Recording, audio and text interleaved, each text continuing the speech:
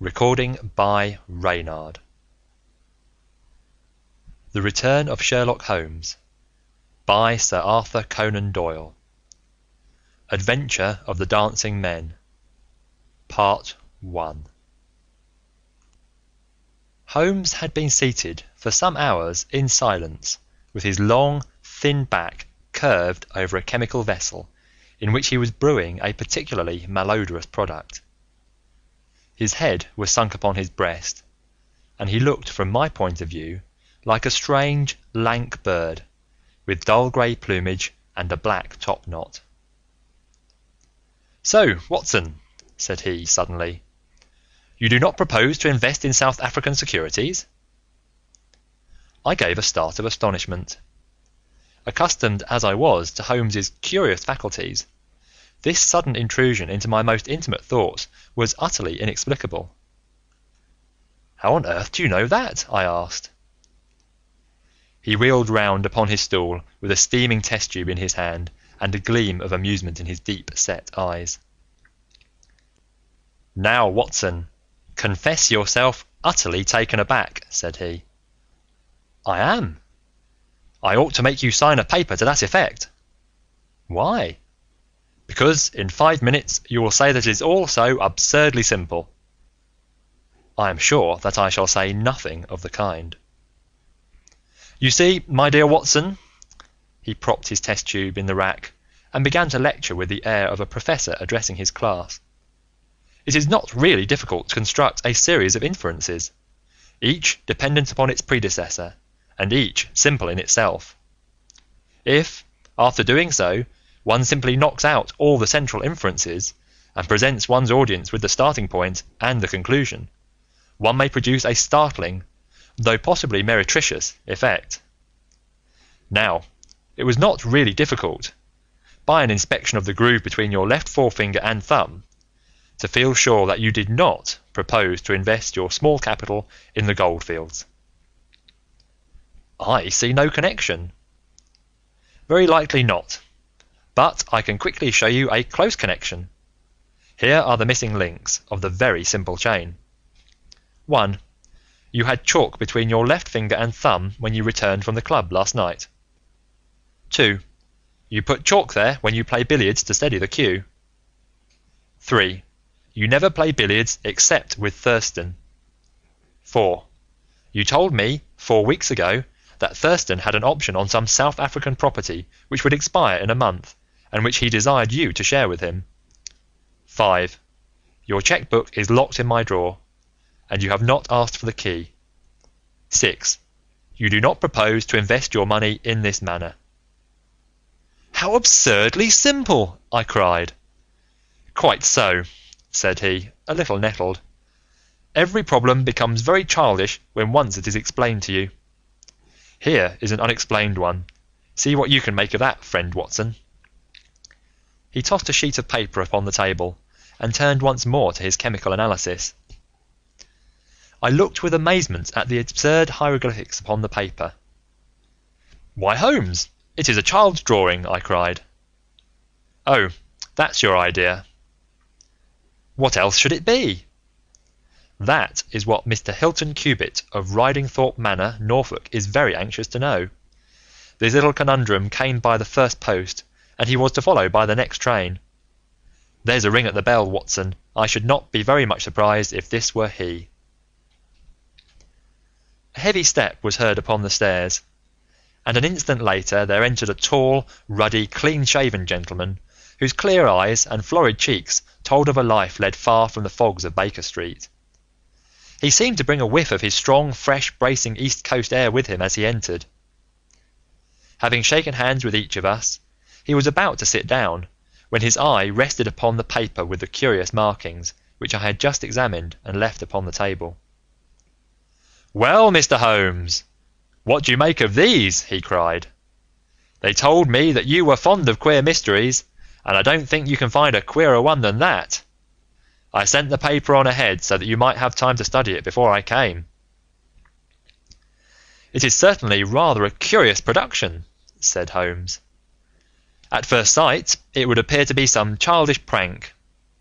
It consists of a number of absurd little figures, dancing across the paper upon which they are drawn.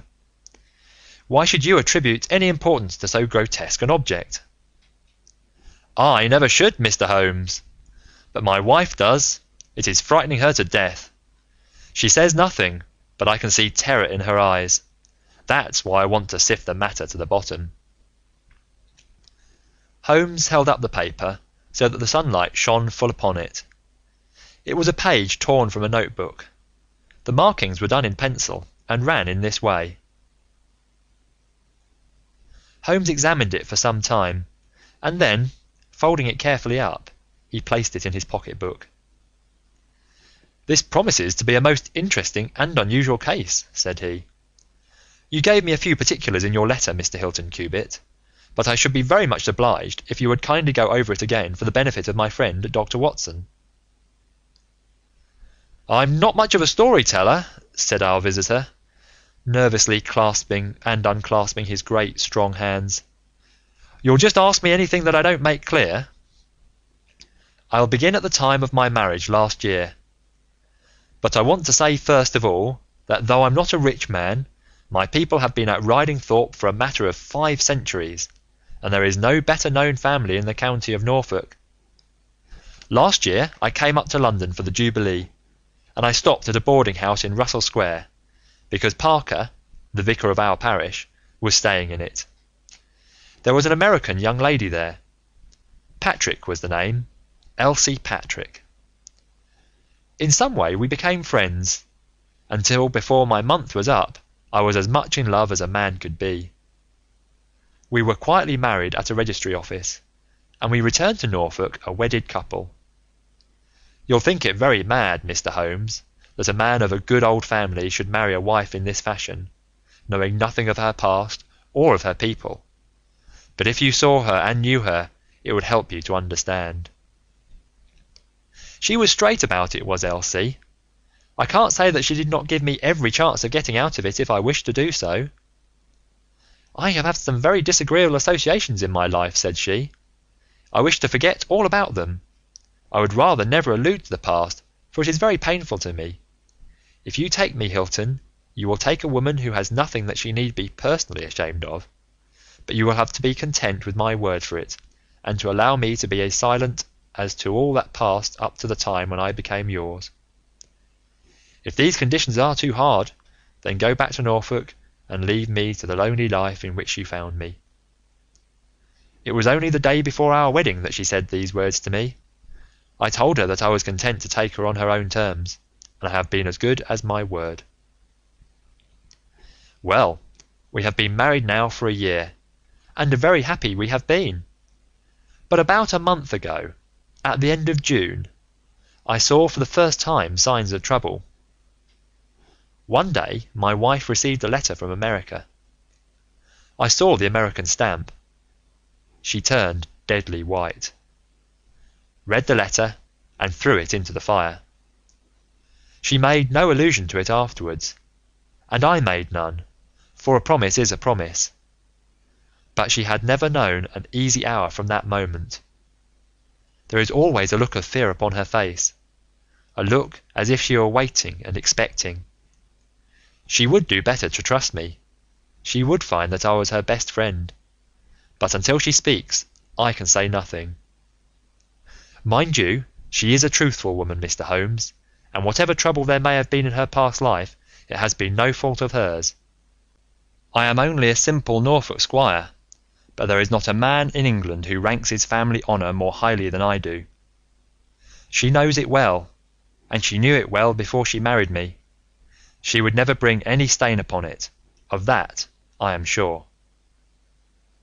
Well, now I come to the queer part of my story.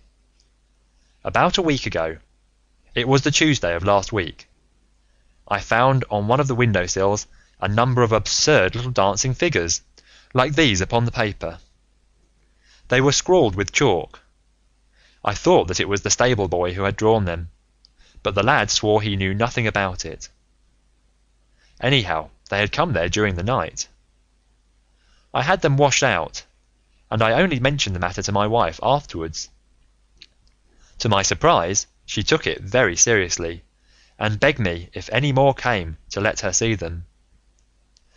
None did come for a week, and then yesterday morning I found this paper lying on the sundial in the garden. I showed it to Elsie, and down she dropped in a dead faint. Since then she has looked like a woman in a dream, half dazed, and with terror always lurking in her eyes. It was then that I wrote and sent the paper to you, Mr. Holmes. It was not a thing that I could take to the police, for they would have laughed at me, but you will tell me what to do. I am not a rich man, but if there is any danger threatening my little woman, I would spend my last copper to shield her." He was a fine creature, this man of the old English soil, simple, straight, and gentle, with his great earnest blue eyes and broad comely face. His love for his wife and his trust in her shone in his features.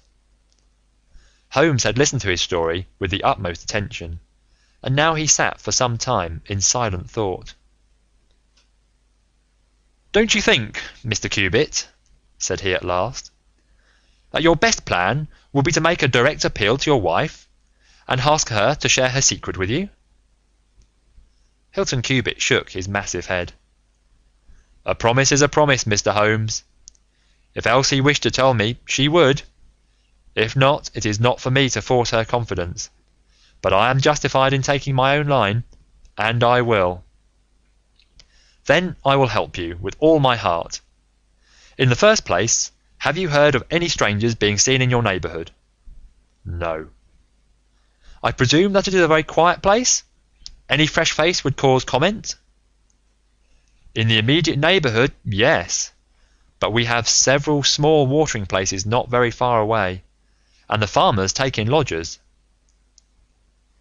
"These hieroglyphics have evidently a meaning. If it is a purely arbitrary one, it may be impossible for us to solve it. If, on the other hand, it is systematic, I have no doubt that we shall get to the bottom of it. But this particular sample is so short that I can do nothing, and the facts which you have brought me are so indefinite that we have no basis for an investigation. I would suggest that you return to Norfolk, that you keep a keen lookout, and that you take an exact copy of any fresh dancing men which may appear. It is 1,000 pities that we have not a reproduction of those which were done in chalk upon the window-sill. Make a discreet inquiry also to any strangers in the neighbourhood. When you have collected some fresh evidence, come to me again. That is the best advice which I can give you, Mr. Hilton Cubitt. If there are any pressing fresh developments, I shall be always ready to run down and see you in your Norfolk home." The interview left Sherlock Holmes very thoughtful, and several times in the next few days I saw him take his slip of paper from his notebook and look long and earnestly at the curious figures inscribed upon it. He made no allusion to the affair, however, until, one afternoon, a fortnight or so later, I was going out when he called me back. "You had better stay here, Watson." "Why?" "Because I had a wire from Hilton Cubitt this morning. You remember Hilton Cubitt, of the dancing men? He was to reach Liverpool Street at 1:20. He may be here any moment. I gather from his wire that there have been some new incidents of importance." We had not long to wait, for our Norfolk squire came straight from the station as fast as a hansom could bring him. He was looking worried and depressed, with tired eyes and a lined forehead. "It's getting on my nerves, this business, Mr. Holmes," said he, as he sank like a wearied man into an armchair. "It's bad enough to feel that you are surrounded by unseen, unknown folk who have some kind of design upon you, but when, in addition to that, you know that it is just killing your wife by inches, then it becomes as much as flesh and blood can endure. She's wearing away under it, just wearing away before my eyes." "Has she said anything yet?" "No, Mr. Holmes, she has not, and yet there have been times when the poor girl has wanted to speak, and yet could not quite bring herself to take the plunge. I have tried to help her, but I dare say I did it clumsily, and scared her from it. She has spoken about my old family, and our reputation in the country, and our pride and our unsullied honour, and I always felt it was leading to the point, but somehow it turned off before we got there." "But you have found out something for yourself?" "A good deal, Mr. Holmes. I have several fresh dancing men pictures for you to examine, and what is more important, I have seen the fellow." "What? The man who draws them?" "Yes, I saw him at his work, but I will tell you everything in order. When I got back after my visit to you, the very first thing I saw next morning was a fresh crop of dancing men. They had been drawn in chalk upon the black wooden door of the tool house, which stands beside the lawn in full view of the front windows. I took an exact copy, and here it is." He unfolded a paper and laid it upon the table. "Here is a copy of the hieroglyphics." "Excellent," said Holmes. "Excellent. Pray continue." "When I had taken the copy, I rubbed out the marks, but 2 mornings later a fresh inscription had appeared. I have a copy of it here." Holmes rubbed his hands and chuckled with delight. "Our material is rapidly accumulating," said he. 3 days later a message was left scrawled upon paper and placed under a pebble on the sundial. Here it is. The characters are, as you see, exactly the same as the last one. After that I determined to lie in wait, so I got out my revolver and I sat up in my study, which overlooks the lawn and the garden. About 2 in the morning I was seated by the window, all being dark save for the moonlight outside, when I heard steps behind me, and there was my wife in her dressing gown. She implored me to come to bed. I told her frankly that I wished to see who it was who played such absurd tricks upon us. She answered that it was some senseless practical joke, and that I should not take any notice of it. "If it really annoys you, Hilton, we might go and travel, you and I, and so avoid this nuisance." "What? Be driven out of our own house by a practical joker?" said I. "Why, we should have the whole country laughing at us." "Well, come to bed," said she, "and we can discuss it in the morning." Suddenly, as she spoke, I saw her white face grow whiter yet in the moonlight, and her hand tightened upon my shoulder. Something was moving in the shadow of the tool house. I saw a dark, creeping figure which crawled around the corner and squatted in front of the door. Seizing my pistol, I was rushing out, when my wife threw her arms around me and held me with convulsive strength. I tried to throw her off, but she clung to me most desperately. At last I got clear, but by the time I had opened the door and reached the house, the creature was gone. He had left a trace of his presence, however, for there on the door was the very same arrangement of dancing men which you had already twice appeared, and which I have copied on that paper. There was no other sign of the fellow anywhere, though I ran all over the grounds, and yet the amazing thing is that he must have been there all the time, for when I examined the door again in the morning, he had scrawled some more of his pictures under the line which I had already seen. Have you that fresh drawing? Yes, it is very short, but I made a copy of it, and here it is. Again he produced a paper. The new dance was in this form. Tell me, said Holmes, and I could see by his eyes that he was much excited. Was this a mere addition to the first, or did it appear to be entirely separate? It was on a different panel of the door. Excellent! This is far the most important for all our purposes. It fills me with hopes. Now, Mr. Hilton Cubitt, please continue your most interesting statement. I have nothing more to say, Mr. Holmes, except that I was angry with my wife that night for having held me back when I might have caught the skulking rascal. She said that she feared that I might come to harm. For an instant it had crossed my mind that perhaps what she really feared was that he might come to harm, for I could not doubt that she knew who this man was and what he meant by these strange signals. But there is a tone in my wife's voice, Mr. Holmes, and a look in her eyes which forbids doubt, and I am sure that it was indeed my own safety that was in her mind. There's the whole case, and now I want your advice as to what I ought to do. My own inclination is put 6 of my farm lads in the shrubbery, and when this fellow comes again, to give him such a hiding that he will leave us in peace for the future. I fear it is too deep a case for such simple remedies, said Holmes. How long can you stay in London? I must go back today. I would not leave my wife alone all night for anything. She is very nervous and begged me to come back. I dare say you are right, but if you could have stopped, I might possibly have been able to return with you in a day or two. Meanwhile, you will leave me these papers, and I think that it is very likely that I shall be able to pay you a visit shortly and to throw some light upon your case. Sherlock Holmes preserved his calm professional manner until our visitor had left us, although it was easy for me, who knew him so well, to see that he was profoundly excited. The moment that Hilton Cubitt's broad back had disappeared through the door, my comrade rushed to the table, laid out all the slips of paper containing dancing men in front of him, and threw himself into an intricate and elaborate calculation.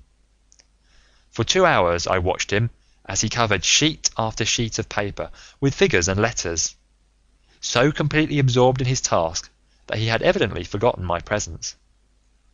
Sometimes he was making progress and whistled and sang at his work.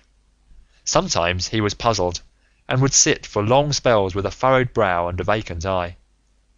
Finally, he sprang from his chair with a cry of satisfaction and walked up and down the room, rubbing his hands together. Then he wrote a long telegram upon a cable form. If my answer to this is as I hope, you will have a very pretty case to add to your collection, Watson, said he. I expect that we shall be able to go down to Norfolk tomorrow and to take our friend some very definite news as to the secret of his annoyance. I confess that I was filled with curiosity, but I was aware that Holmes liked to make his disclosures at his own time and in his own way, so I waited until it should suit him to take me into his confidence. But there was a delay in that answering telegram, and 2 days of impatience followed, during which Holmes picked up his ears at every ring of the bell. On the evening of the 2nd, there came a letter from Hilton Cubitt. All was quiet with him, save that a long inscription had appeared that morning upon the pedestal of the sundial. He enclosed a copy of it, which is here reproduced. Holmes bent over this grotesque frieze for some minutes, and then suddenly sprang to his feet with an exclamation of surprise and dismay. His face was haggard with anxiety. "We have let this affair go far enough," said he. "Is there a train to North Walsham tonight?" I turned up the timetable. The last had just gone. "Then we shall breakfast early and take the very first in the morning," said Holmes. "Our presence is most urgently needed. Ah, here is our expected cablegram. One moment, Mrs. Hudson, there may be an answer. No, that is quite as I expected. This message makes it even more essential that we should not lose an hour in letting Hilton Cubitt know how matters stand, for it is a singular and a dangerous web in which our simple Norfolk squire is entangled." So indeed it proved, and as I come to the dark conclusion of a story which had seemed to me to be only childish and bizarre, I experienced once again the dismay and horror with which I was filled. Would that I had some brighter ending to communicate to my readers, but these are the chronicles of fact, and I must follow to their dark crisis the strange chain of events which for some days made Ridingthorpe Manor a household word through the length and breadth of England. We had hardly alighted at North Walsham, and mentioned the name of our destination, when the station master hurried towards us. "I suppose that you are the detectives from London," said he. A look of annoyance passed over Holmes's face. "What makes you think such a thing?" "Because Inspector Martin from Norwich has just passed through, but maybe you're the surgeons. She's not dead, or wasn't by last accounts. You may be in time to save her yet, though it be for the gallows." Holmes's brow was dark with anxiety. "We are going to Ridingthorpe Manor," said he, "but we have heard nothing of what has passed there." "It's a terrible business," said the station master. "They are shot, both Mr. Hilton Cubitt and his wife. She shot him and then herself, so the servants say. He's dead, and her life is despaired of. Dear, dear, one of the oldest families in the county of Norfolk, and one of the most honoured." Without a word, Holmes hurried to a carriage, and during the long 7 miles drive he never opened his mouth. Seldom have I seen him so utterly despondent. He had been uneasy during all our journey from town, and I had observed that he had turned over the morning papers with anxious attention. But now this sudden realization of his worst fears left him in a blank melancholy. He leaned back in his seat, lost in gloomy speculation. Yet there was much around to interest us, for we were passing through as singular a countryside as any in England, where a few scattered cottages represented the population of today, while on every hand enormous square-towered churches bristled up from the flat green landscape and told of the glory and prosperity of old East Anglia. At last the violet rim of the German Ocean appeared over the green edge of the Norfolk coast, and the driver pointed with his whip to 2 old brick and timber gables which projected from a grove of trees. "That's Ridingthorpe Manor," said he. As we drove up to the porticoed front door, I observed in front of it, beside the tennis lawn, the black tool house and the pedestaled sundial with which we had such strange associations.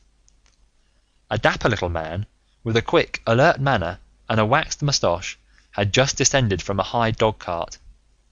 He introduced himself as Inspector Martin of the Norfolk Constabulary, and he was considerably astonished when he heard the name of my companion. "Why, Mr. Holmes! The crime was only committed at 3 this morning. How could you hear of it in London and get to the spot as soon as I?" "I anticipated it. I came in the hope of preventing it." "Then you must have important evidence of which we are ignorant, for they were said to be the most united couple." "I have only the evidence of the dancing men," said Holmes.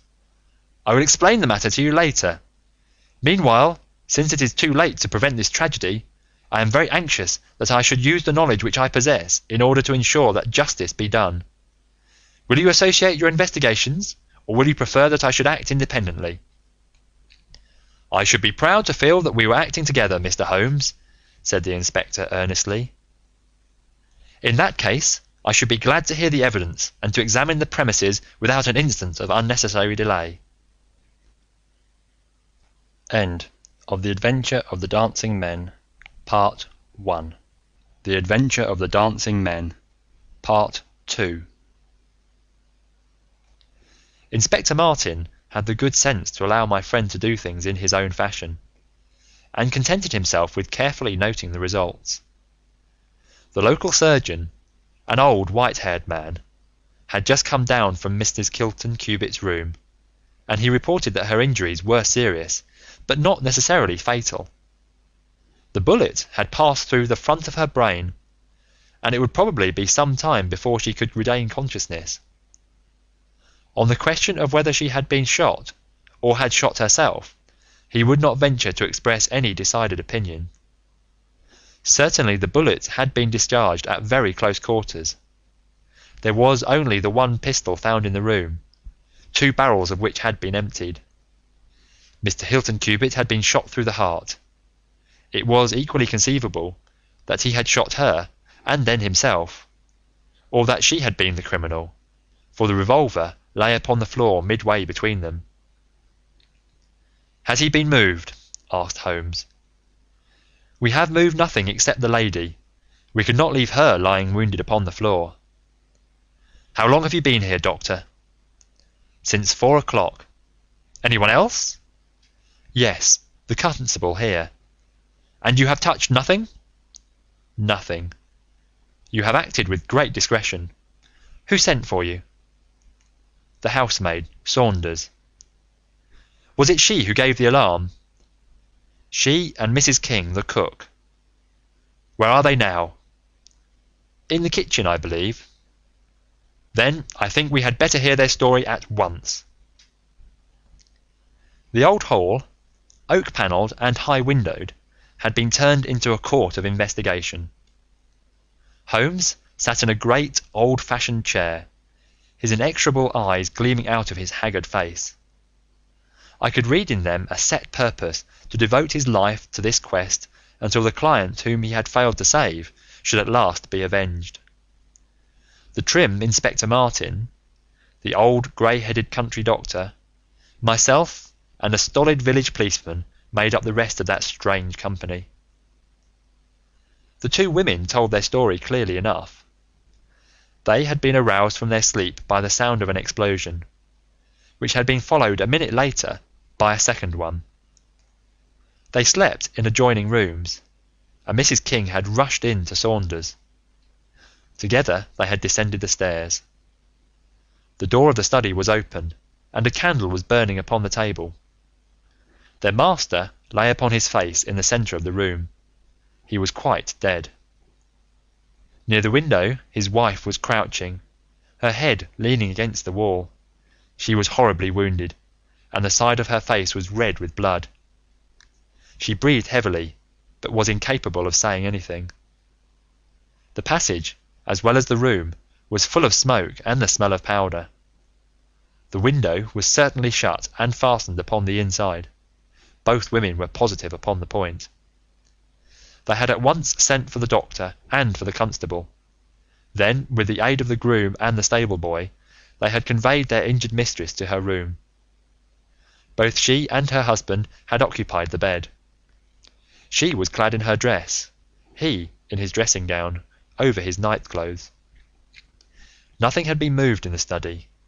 So far as they knew, there had never been any quarrel between husband and wife. They had always looked upon them as a very united couple.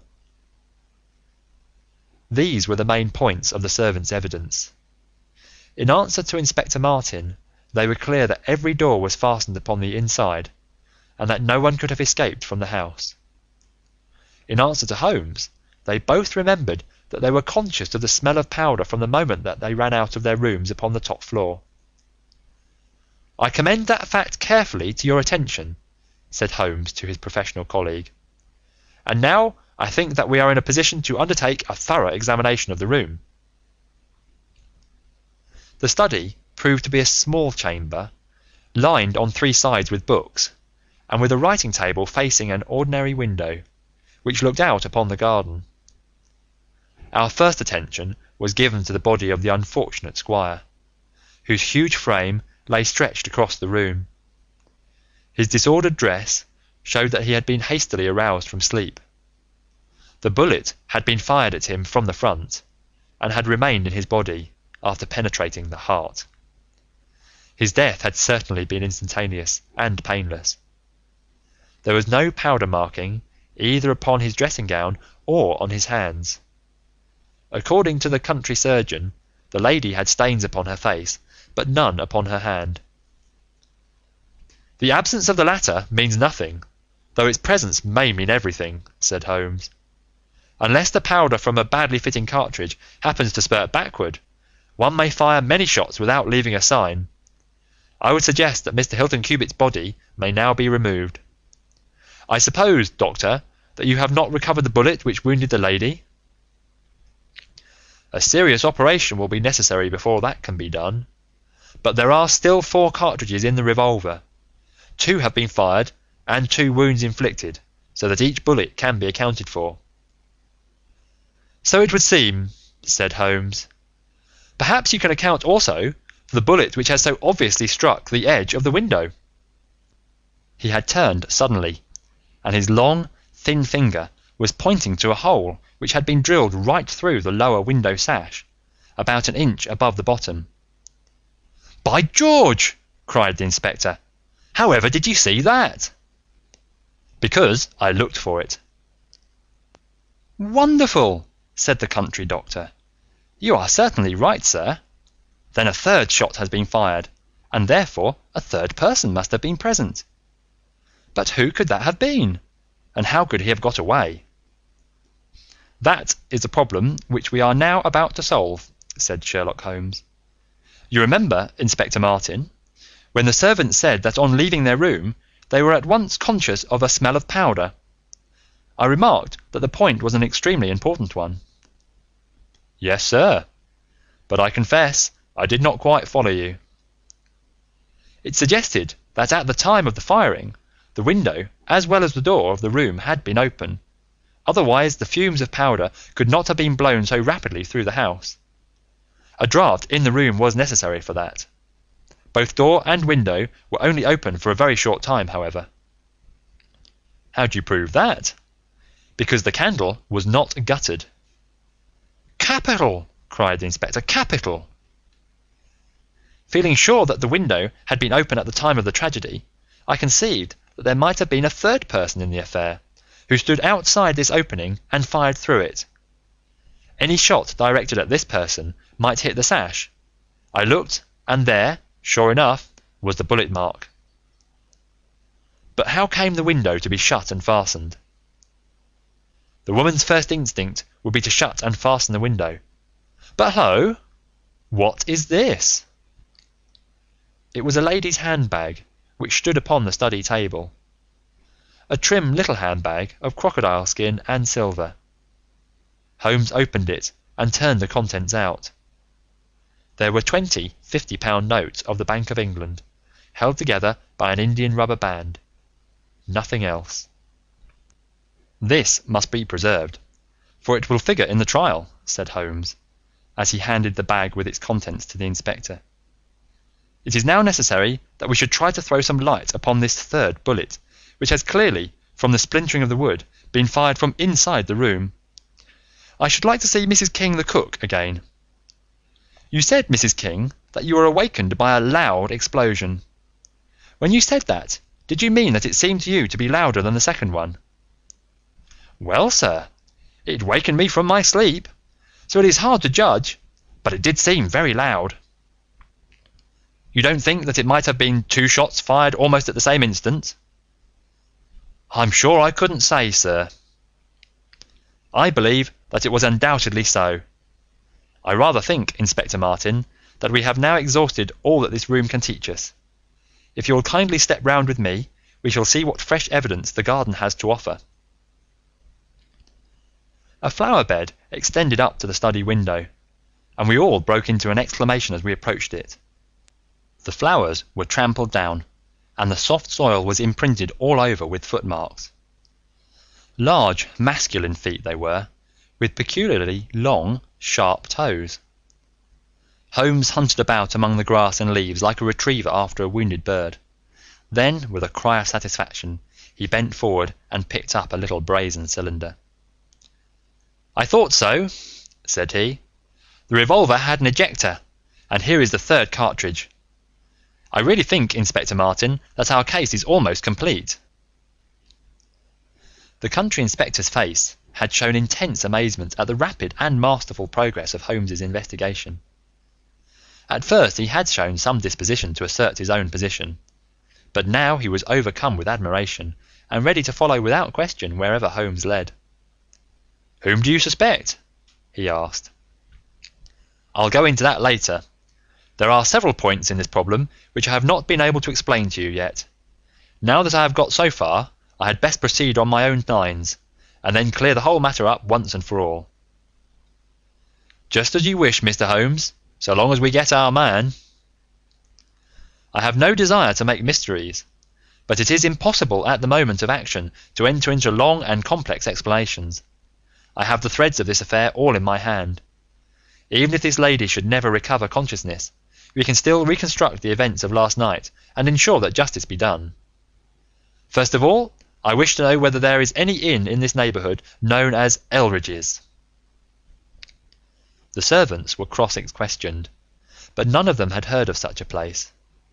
The stable boy threw a light upon the matter by remembering that a farm of that name lived some miles off in the direction of East Ruston. Is it a lonely farm? Very lonely, sir. Perhaps I have not yet heard of all that has happened here during the night. Maybe not, sir. Holmes thought for a little, and then a curious smile played over his face. Saddle a horse, my lad, said he. I shall wish you to take a note to Elridge's farm. He took from his pocket the various slips of the dancing men. With these in front of him, he worked for some time at the study table. Finally, he handed a note to the boy, with directions to put it into the hands of the person to whom it was addressed, and especially to answer no questions of any sort which might be put to him. I saw the outside of the note, addressed in straggling, irregular characters, very unlike Holmes's usual precise hand. It was consigned to Mr. Abe Slaney, Elridge's Farm, East Ruston, Norfolk. "I think, Inspector," Holmes remarked, "that you would do well to telegraph for an escort, as, if my calculations prove to be correct, you may have a particularly dangerous prisoner to convey to the county jail. The boy who takes this note could no doubt forward your telegram. If there is an afternoon train to town, Watson, I think we should do well to take it, as I have a chemical analysis of some interest to finish, and this investigation draws rapidly to a close." When the youth had been dispatched with the note, Sherlock Holmes gave his instructions to the servants. If any visitor were to call asking for Mrs. Hilton Cubitt, no information should be given as to her condition, but he was to be shown at once into the drawing room. He impressed these points upon them with the utmost earnestness.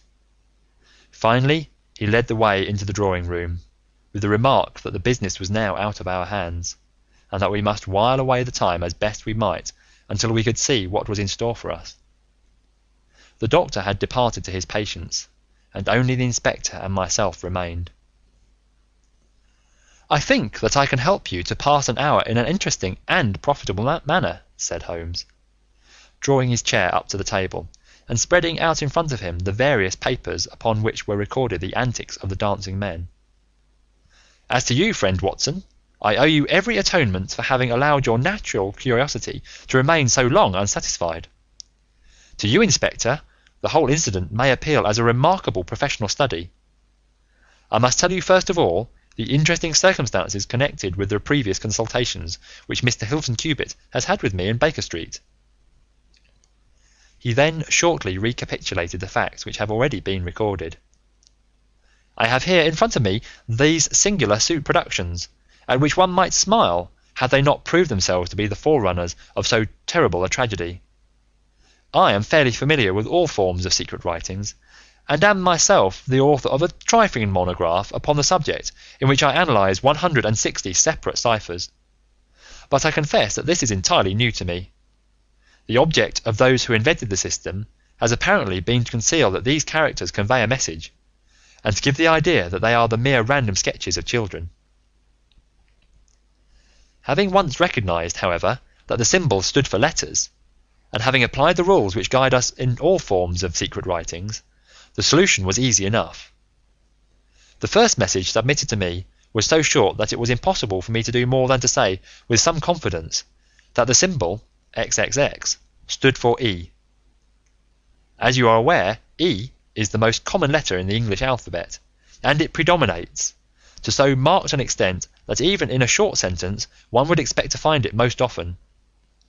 Out of 15 symbols in the first message, 4 were the same, so it was reasonable to set this down as E. It is true that in some cases the figure was bearing a flag, and in some cases not, but it was probable from the way in which the flags were distributed that they were used to break the sentence up into words. I accepted this as a hypothesis, and noted that E was represented by XXX. But now came the real difficulty of my inquiry. The order of the English letters after E is by no means well marked, and any preponderance which may be shown in an average of a printed sheet may be reversed in a single short sentence. Speaking roughly, T, A, O, I, N, S, H, R, D, and L are the numerical order in which letters occur, but T, A, O, and I are very nearly abreast of each other, and it would be an endless task to try each combination until a meaning was arrived at. I therefore waited for fresh material. In my second interview with Mr. Hilton Cubitt, he was able to give me 2 other short sentences and 1 message, which appeared, since there was no flag, to be a single word. Here are the symbols. Now in the single word, I have already got the 2 E's coming second and fourth in a word of 5 letters. It might be sever, or lever, or never. There can be no question that the latter, as a reply to an appeal, is far the most probable, and the circumstances pointed to it being a reply written by the lady. Accepting it as correct, we are now able to say that the symbols stand respectively for N, V, and R. Even now I was in considerable difficulty, but a happy thought put me in possession of several other letters. It occurred to me that if these appeals came, as I expected, from someone who had been intimate with the lady in her early life, a combination which contained 2 E's with 3 letters between might very well stand for the name Elsie. On examination, I found that such a combination formed the termination of the message, which was 3 times repeated. It was certainly some appeal to Elsie. In this way, I had got my L, S and I. But what appeal could it be? There were only 4 letters in the word which preceded Elsie, and it ended E. Surely the word must be come. I tried all other 4 letters ending in E, but could find none to fit the case. So now I was in possession of C, O and M, and I was in a position to attack the first message once more.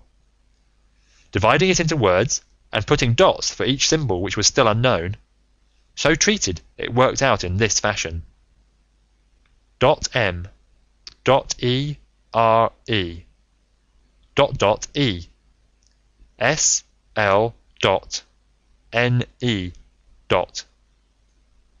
Now the first letter can only be A, which is a most useful discovery, since it occurs no fewer than 3 times in this short sentence.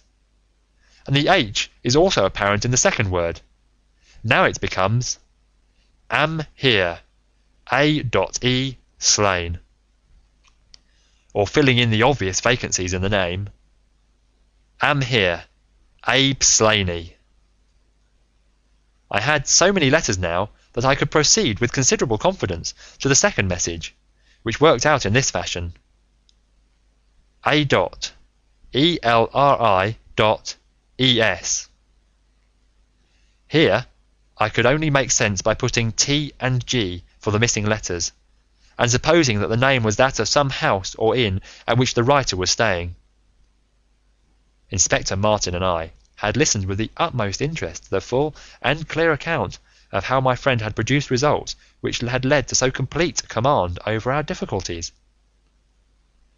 "What did you do then, sir?" asked the inspector. I had every reason to suppose that this Abe Slaney was an American, since Abe is an American contraction, and since the letter from America had been the starting point of all the trouble. I had also every cause to think that there was some criminal secret in the matter. The lady's allusions to her past, and her refusal to take her husband into her confidence, both pointed in that direction.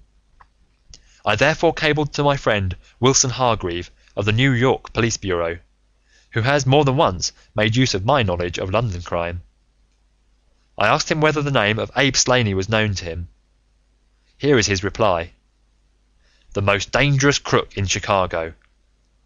On the very evening upon which I had his answer, Hilton Cubitt sent me the last message from Slaney.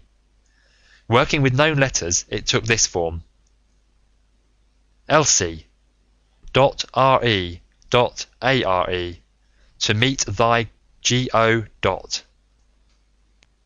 The addition of a P and a D completed the message, which showed me that the rascal was proceeding from persuasion to threats, and my knowledge of the crooks of Chicago prepared me to find that he might very rapidly put his words into action. I at once came to Norfolk with my friend and colleague, Dr. Watson, but unhappily only in time to find that the worst had already occurred. "It is a privilege to be associated with you in the handling of a case," said the inspector warmly. "You will excuse me, however, if I speak frankly to you. You are only answerable to yourself, but I have to answer to my superiors. If this Abe Slaney, living at Elridge's, is indeed the murderer, and if he has made his escape while I am seated here, I should certainly get into serious trouble." "You need not be uneasy. He will not try to escape." "How do you know?" "To fly would be a confession of guilt." "Then let us go arrest him." "I expect him here every instant." "But why should he come?" "Because I have written and asked him." "But this is incredible, Mr. Holmes. Why should he come because you have asked him? Would not such a request rather rouse his suspicions and cause him to fly?" "I think I have known how to frame the letter," said Sherlock Holmes. "In fact, if I am not very much mistaken, here is the gentleman himself coming up the drive." A man was striding up the path which led to the door.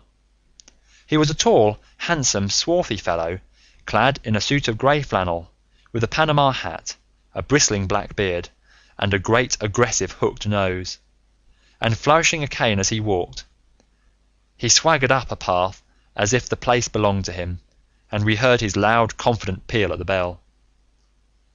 "I think, gentlemen," said Holmes quietly, "that we had best take up our position behind the door. Every precaution is necessary when dealing with such a fellow. You will need your handcuffs, Inspector. You can leave the talking to me." We waited in silence for a minute. One of those minutes which one can never forget. Then the door opened and the man stepped in. In an instant, Holmes clapped a pistol to his head, and Martin slipped the handcuffs over his wrists. It was all done so swiftly and deftly that the fellow was helpless before he knew that he was attacked. He glared from one to the other of us with a pair of blazing black eyes. Then he burst into a bitter laugh. "Well, gentlemen, you have the drop on me this time. I seem to have knocked up against something hard, but I came here in answer to a letter from Mrs. Hilton Cubitt. Don't tell me that she is in this. Don't tell me that she helped set a trap for me." Mrs. Hilton Cubitt was seriously injured and is at death's door. The man gave a hoarse cry of grief, which rang through the house. "You're crazy!" he cried fiercely. "It was he that was hurt, not she. Who would have hurt little Elsie? I may have threatened her, God forbid me, but I would not have touched a hair on her pretty head. Take it back, you. Say that she is not hurt." "She was badly wounded, by the side of her dead husband." He sank with a deep groan on the settee, and buried his face in his manacled hands. For 5 minutes he was silent. Then he raised his face once more, and spoke with the cold composure of despair. "I have nothing to hide from you, gentlemen," said he. "If I shot the man, he had his shot at me, and there's no murder in that. But if you think I could have hurt that woman, then you don't know either me or her. I tell you, there was never a man in this world loved a woman more than I loved her. I had a right to her. She was pledged to me years ago. Who is this Englishman that he should come between us? I tell you I had the first right to her, and that I was only claiming my own." "She broke away from your influence when she found the man that you are," said Holmes sternly. "She fled from America to avoid you, and she married an honourable gentleman in England. You dogged her and followed her and made her life a misery to her, in order to induce her to abandon the husband whom she loved and respected, in order to fly with you, whom she feared and hated. You have ended by bringing about the death of a noble man, and driving his wife to suicide. That is your record in this business, Mr. Abe Slaney, and you will answer for it to the law." "If Elsie dies, I care nothing what becomes of me," said the American. He opened one of his hands, and looked at a note crumpled up in his palm. "See here, mister," he cried, with a gleam of suspicion in his eyes. "You're not trying to scare me over this, are you? If the lady is hurt as bad as you say, who was it that wrote this note?" He tossed it forward onto the table. "I wrote it to bring you here." "You wrote it? There was no one on earth outside the joint who knew the secret of the dancing men. How came you to write it?" "What one man can invent, another can discover," said Holmes. "There is a cab coming to convey you to Norwich, Mr. Slaney, but meanwhile you have time to make some small reparation for the injury you have wrought. Are you aware that Mrs. Hilton Cubitt has herself lain under grave suspicion of the murder of her husband, and that it was only my presence here, and the knowledge which I happen to possess, which has saved her from the accusation? The least that you owe her is to make it clear to the whole world that she was in no way, directly or indirectly, responsible for his tragic end." "I ask nothing better," said the American. "I guess the very best case I can make for myself is the absolute naked truth." "It is my duty to warn you that it will be used against you," cried the inspector, with the magnificent fair play of the British criminal law. Slaney shrugged his shoulders. "I'll chance that," said he. "First of all, I want you gentlemen to understand that I have known this lady since she was a child. There were 7 of us in a gang in Chicago, and Elsie's father was the boss of the joint. He was a clever man, was old Patrick. It was he who invented that writing, which would pass as a child's scrawl unless you just happened to have the key to it. Well, Elsie learned some of our ways, but she couldn't stand the business, and she had a bit of honest money of her own, so she gave us all the slip and got away to London. She had been engaged to me, and she would have married me, I believe, if I had taken over another profession, but she would have nothing to do with anything on the cross. It was only after her marriage to this Englishman that I was able to find out where she was. I wrote to her, but got no answer. After that I came over, and as letters were no use, I put my messages where she could read them. Well, I have been here a month now. I lived in that farm, where I had a room down below, and could get in and out every night, and no one the wiser. I tried all I could to coax Elsie away. I knew that she read the messages, for once she wrote an answer under one of them. Then my temper got the better of me, and I began to threaten her. She sent me a letter then, imploring me to go away, and saying that it would break her heart if any scandal should come upon her husband. She said that she would come down when her husband was asleep at 3 in the morning, and speak with me through the end window, if I would go away afterwards and leave her in peace. She came down and brought money with her, trying to bribe me. This made me mad, and I caught her arm and tried to pull her through the window. At that moment in rushed the husband, with his revolver in his hand. Elsie had sunk down upon the floor, and we were face to face.